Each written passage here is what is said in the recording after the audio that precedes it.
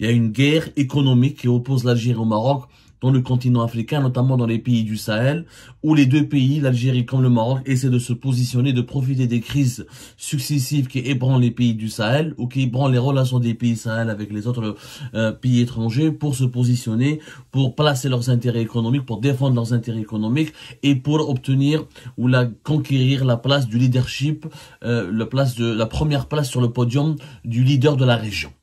En quelque sorte, le Maroc et l'Algérie se battent pour cette place du premier leader de la région. En tout cas, force est de constater que cette semaine, il y a une offensive marocaine impressionnante. Alors, nous allons commencer d'abord, en ce moment même, il y a une visite importante du Premier ministre nigérien. La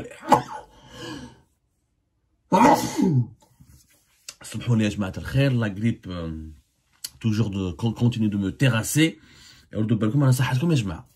Alors, le Premier ministre du Niger, Ali Mohamed Lamine Zein, est actuellement en déplacement au Maroc depuis pratiquement 24 heures. Il a été reçu par le Premier ministre, par le chef du gouvernement marocain. On dit même, certaines sources marocaines, médiatiques marocaines affirment qu'il sera reçu prochainement, même bientôt, peut-être au cours de cette journée ou demain, par le roi du Maroc, Mohamed VI. La visite du Premier ministre du Niger s'inscrit dans le cadre de cette nouvelle étape de l'Alliance Atlantique que propose le Maroc aux pays du Sahel, notamment au Mali, au Niger, au Burkina Faso et au Tchad. Rappelez-vous qu'à la fin du mois de décembre 2023, il y avait une réunion à Marrakech où les 4 ministres des Affaires étrangères de ces 4 pays du Sahel ont été invités pour leur proposer une nouvelle alliance économique qui consiste à offrir un passage, une nouvelle route maritime qui permettra de relier le Sahara occidental et le futur port de Dakhla que les Marocains sont en train de construire et de bâtir, notamment avec des capitaux, des investissements émiratis, pour leur permettre donc à ces pays du Sahel de les désenclaver parce qu'ils sont sortis de la CEDEAO. Ils ont rompu en décembre 2023 avec la CEDEAO, la communauté des États de l'Afrique de l'Ouest. Donc, ils sont enclavés, ils n'ont pas accès à la mer. Le Maroc se propose de les relier via une nouvelle route maritime depuis le Sahara occidental avec un nouveau tracé autoroutier ou la routier qui connectera le Niger, le Mali, même le Burkina Faso et le Tchad à cette nouvelle route maritime pour leur garantir un approvisionnement permanent en matière de produits de services, notamment en produits de première nécessité ou en matières premières pour les besoins de leur développement. C'est un projet qui est ambitieux. Lorsque le Premier ministre du Niger a été accueilli à Rabat, il a été accueilli en présence donc par le chef du gouvernement marocain Aziz Akhnouch, mais en présence du ministre de la Défense et des Affaires étrangères. Donc il y a aussi une thématique de coopération militaire que le Maroc essaye de développer. En même temps, il s'est passé des choses aussi, des événements qui s'accélèrent. D'ailleurs, le Premier ministre du Niger, avant même, dès qu'il a pris l'avion pour partir à Rabat, il était très enthousiaste. Le 12 février, il a dit: j'ai quitté cet après-midi 12 février 2024 Niamey pour Rabat pour effectuer une visite d'amitié de travail de 48 heures. Je suis accompagné dans ce déplacement par le ministre d'État, ministre de la Défense et le général de corps d'armée Salifou Modi. Donc, il n'y a pas que la coopération économique, il y a aussi un volet de la coopération militaire où le Maroc essaye donc de se positionner et de proposer une alliance et des aides et une coopération militaire à des pays comme le Niger et le Mali, les deux voisins les plus importants de l'Algérie avec lesquels nous partageons des milliers de kilomètres de frontières, plus de 1300 kilomètres avec le Mali, et je vous rappelle, pratiquement près de 1000 km avec l'Algérie. Laissez-moi vérifier le chiffre exact pour ne pas se tromper. Voilà, 951, presque 1000 km. Donc, c'est une visite, elle est directement liée à ce qui s'est passé le 23 décembre dernier à Marrakech, où il y a eu l'idée, le projet de proposer une alliance atlantique. Le mot d'ailleurs, le terme est déjà assez séduisant et intriguant, ça nous rappelle l'OTAN, mais un OTAN africain, parce qu'on ne parle pas que de l'économie, voilà, il y a aussi des idées de coopération militaire. Le Maroc donc est assez ambitieux, et ces ambitions donc dérangent énormément les intérêts de l'Algérie, parce que cela amènera, si le Niger et le Mali intègrent directement cette alliance et concrétisent ce projet d'une nouvelle route maritime depuis le Sahara occidental, depuis Dakhla jusqu'à Niamey, Bamako, N'Djamena ou la Ouagadougou, cela amènera les pays du Sahel à reconnaître la souveraineté du Maroc sur le Sahara occidental. C'est clair, net et précis. Si ce projet se concrétise, maintenant les pays du Sahel reconnaissent la marocanité du Sahara occidental, et ici ils adhèrent à cette coopération.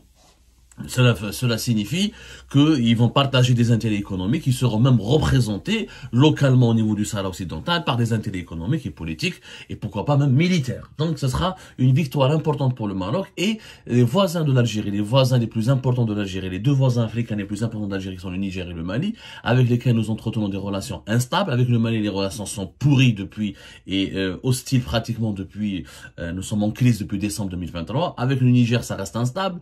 Il y avait une crise en octobre 2023, mais ça commence à s'améliorer. Le Niger a une position très pragmatique. Là où il trouve ses intérêts, il s'en va. D'ailleurs, avant que le Premier ministre du Niger parte à Rabat entre le 12 février dernier, le ministre des Affaires étrangères du Niger, Bakary Yao Sangaré, a été reçu à Alger. Il a même rencontré le chef de la diplomatie algérienne. Auparavant, le directeur général de l'Agence algérienne de coopération internationale pour la solidarité et le développement, général-major à la retraite, Abd Hallouz, est parti aussi, a été mis en relation avec les autorités nigériennes, et l'Algérie veut riposter. Mais avant de parler de la riposte de l'Algérie, il faut savoir que pendant la même semaine, le Maroc, à travers une entreprise marocaine, s'est implanté encore davantage au Mali, le pays avec lequel nous avons beaucoup de problèmes en ce moment, où le groupe marocain CIMAF, Cimenterie de l'Atlas, a inauguré une grande cimenterie.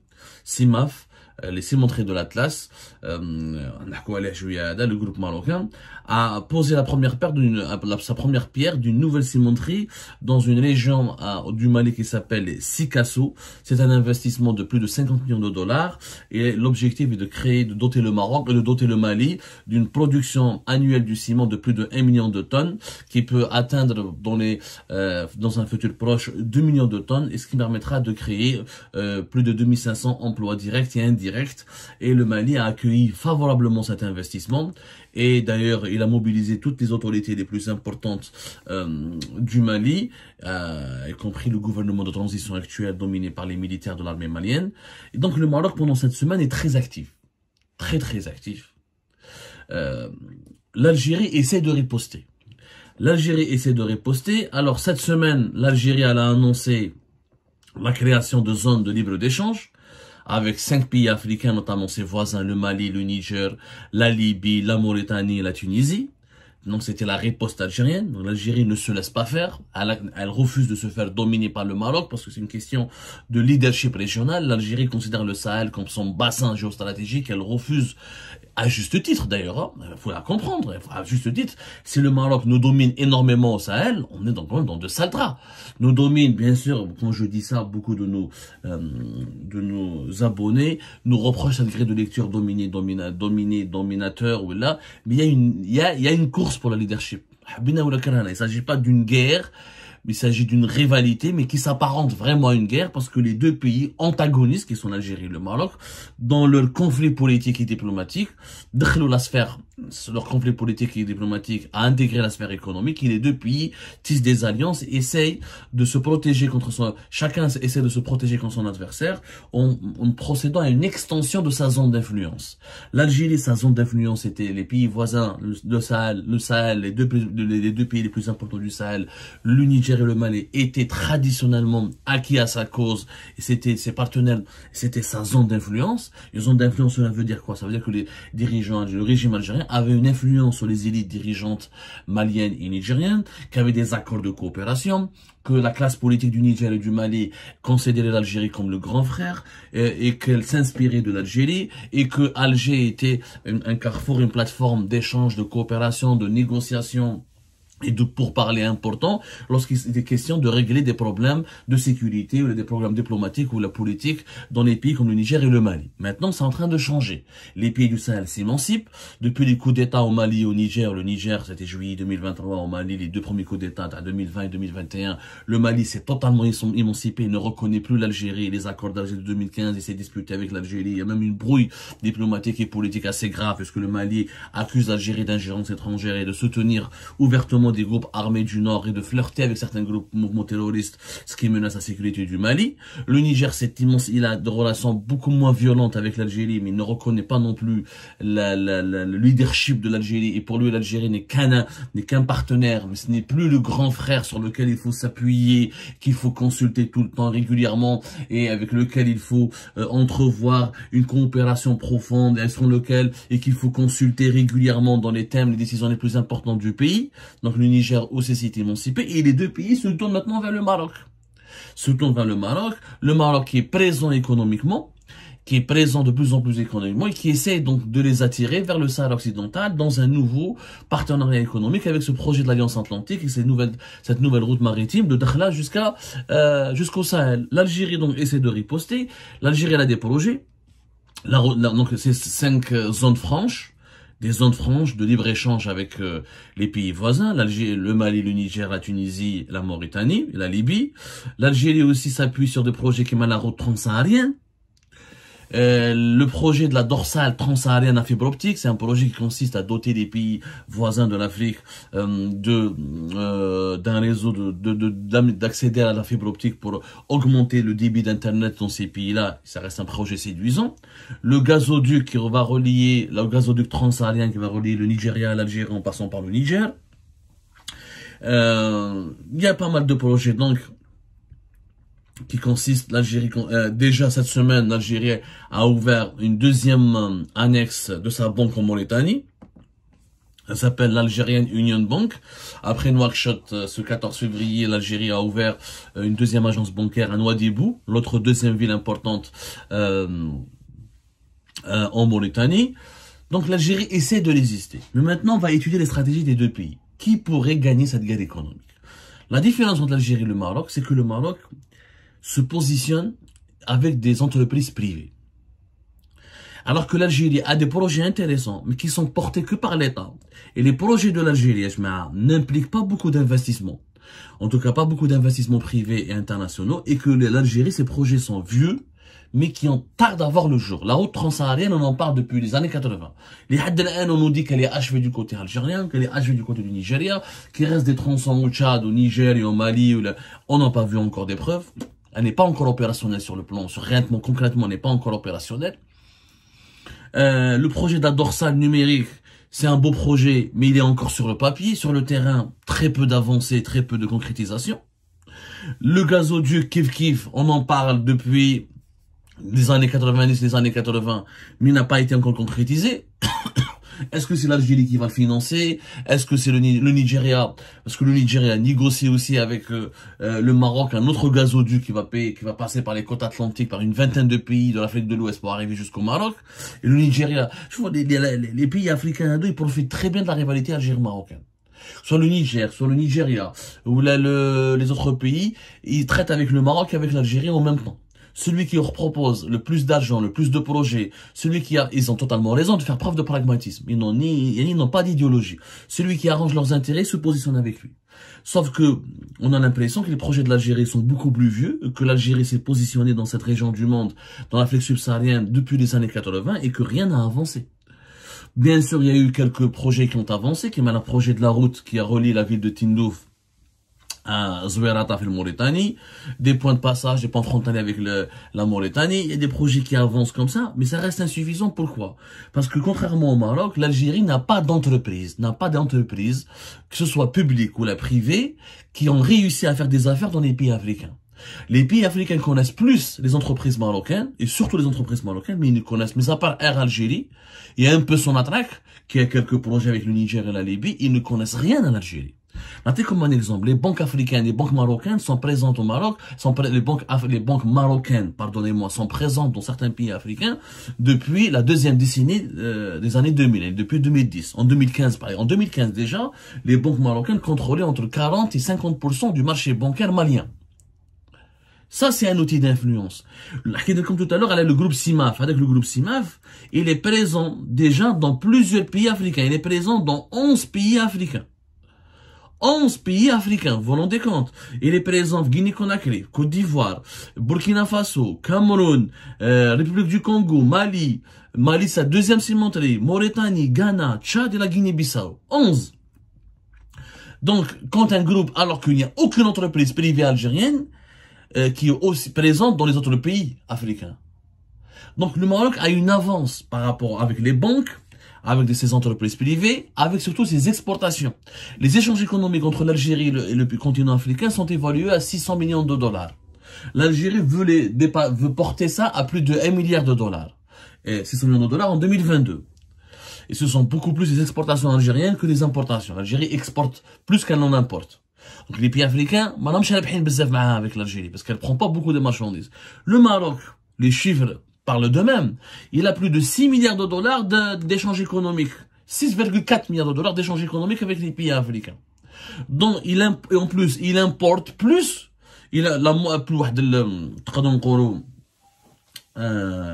Il importe beaucoup plus que ce qu'il exporte, c'est-à-dire pratiquement jusqu'à 4 milliards presque 4 milliards de dollars d'importation et 2 milliards et quelques d'exportation.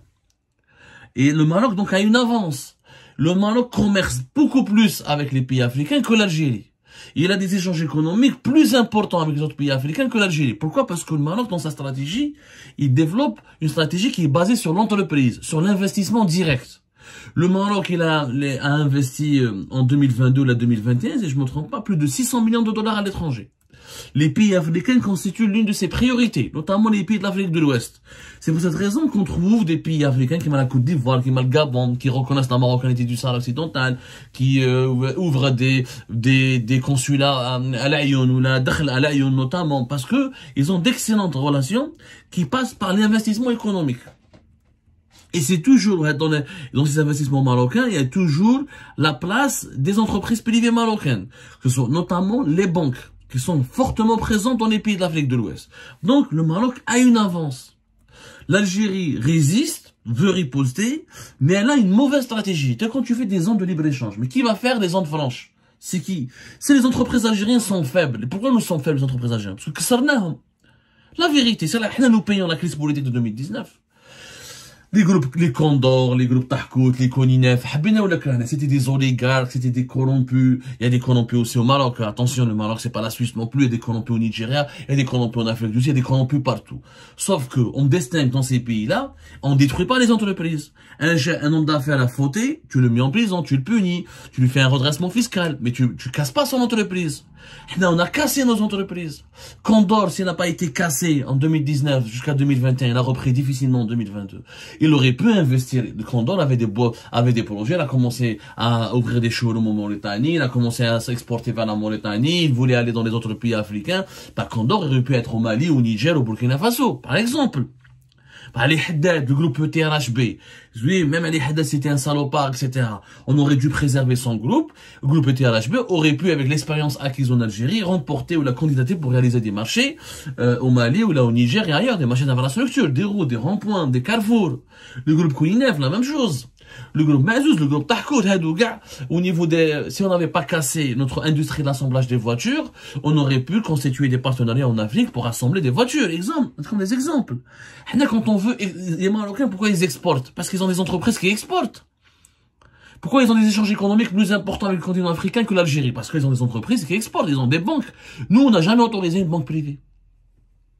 Rabrab, on lui a causé beaucoup de soucis de 2019 à 2022. Rabrab aurait pu investir, c'est vital, s'il n'a pas été perturbé par l'emprisonnement de Rabrab en 2019, par son placement sous contrôle judiciaire en 2022, par tous les ennuis, toute l'instabilité qui régnait autour, toute la répression qui régnait autour de la famille Rabrab, c'est vital aurait pu être plus stable et elle aurait pu investir dans des pays de l'Afrique, dans des pays africains, alors que l'Algérie exporte un peu de sucre, et elle aurait pu même renforcer ses exportations et même s'installer dans certains pays de l'Afrique de l'Ouest ou de l'Afrique subsaharienne.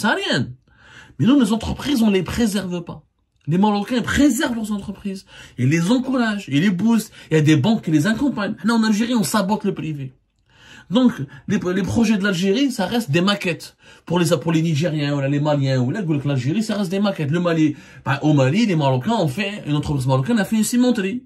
Quand les Maliens parlent avec l'Algérie, il y a Transsaharienne, gazoduc, que des projets théoriques. Sur le terrain, il n'y a rien. Il n'y a rien. Et c'est pour ça que, cette guerre économique, le Maroc semble avoir un avantage. Mais l'Algérie peut redresser la situation. Elle peut préserver sa zone d'influence ou elle peut ne pas se faire écraser par le Maroc, à condition qu'elle change de stratégie, qu'on encourage nos entreprises, qu'on les booste, qu'on les soutienne. Mais qui veut écouter ce message?